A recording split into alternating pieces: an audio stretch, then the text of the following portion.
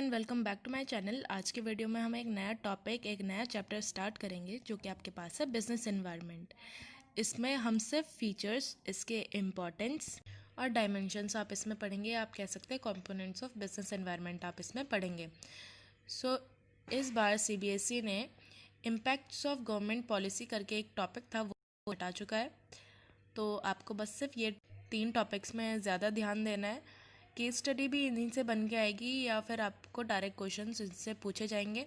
आप वीडियो को एंड तक पूरा देखिएगा और अगर कोई भी प्रॉब्लम आती है किसी भी टॉपिक पे तो आप वो कमेंट बॉक्स में मेंशन कर सकते हैं। बिजनेस एनवायरनमेंट हम किसे कहते हैं? बिजनेस एनवायरनमेंट का सिंपली मतलब होता है वो सारे फोर्सेस और फैक्टर्स जो कि एक बिजनेस ऑर्गेनाइजेशन को अफेक्ट करते हैं। ठीक है, फोर्सेस से मतलब है आपका economical, social, legal and technological, जितने भी ये सारे फैक्टर्स, ये सारे फोर्सेस में कोई चेंजेस आएंगे तो बिजनेस में भी ऑफ कोर्स चेंज आएंगे। और इंस्टीट्यूशंस में या अदर फैक्टर्स जो हो गए वो हो गए आपके कस्टमर, सप्लायर्स, कॉम्पिटिटर्स। अगर इन फोर्सेस में, इन सारी चीज़ों में अगर ज़रा सा भी 1% भी कोई चेंज आएगा तो वो सारा बिजनेस ऑर्गेनाइजेशन में भी चेंज लाएगा, मतलब पूरी बिजनेस ऑर्गेनाइजेशन को वो अफेक्ट करेगा। वो ज़्यादा कोई टफ लैंग्वेज नहीं थी, आप उसको ईजिली समझ सकते हैं, ईजिली आप उसको एक्सप्लेन कर सकते हैं। तो चलिए अब आगे बढ़ते हैं फीचर्स पे। सबसे पहला फीचर आपके पास है totality of external forces. Totality of external forces का मतलब है कि बिजनेस एनवायरनमेंट सम टोटल है सारे फैक्टर्स का। अब सारे फैक्टर्स कौन कौन से हो गए?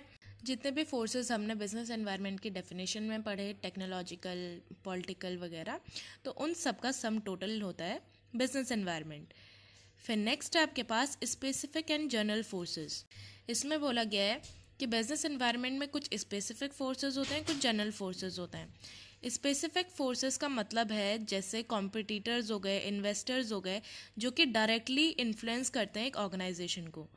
और जनरल फोर्सेस हो गए जैसे टेक्नोलॉजिकल, पॉलिटिकल, इन सब में जब चेंजेस आते हैं और वो इनडायरेक्टली एक बिजनेस एनवायरनमेंट को इन्फ्लुएंस करते हैं तो उन फोर्सेस को कहते हैं जनरल फोर्सेस।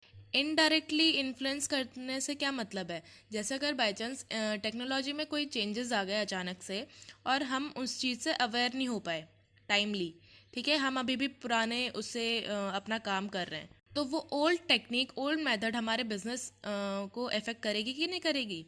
इसलिए इसको कहा गया कि इनडायरेक्टली ये क्या करते हैं, इन्फ्लुएंस करते हैं हमारे ऑर्गेनाइजेशन को। अब नेक्स्ट आपके पास है डायनेमिक, कि बिजनेस एनवायरनमेंट का डायनेमिक नेचर होता है कि कंटिन्यूसली चेंजेस आते रहते हैं एनवायरनमेंट में। ठीक है, जो भी चेंजेस किनके कारण आते हैं? वो कस्टमर के, फैशन के, उनके टेस्ट के और टेक्नोलॉजी में चेंजेस आने के कारण जब हमारा बिजनेस इन्फ्लुएंस होता है, इसलिए इसको डायनेमिक नेचर कहा गया कि लगातार यहाँ चेंजेस आते रहते हैं और फिर उन चेंजेस के अकॉर्डिंग हमें अपना बिजनेस में चेंज लाना पड़ता है। नेक्स्ट आपके पास है रिलेटिविटी।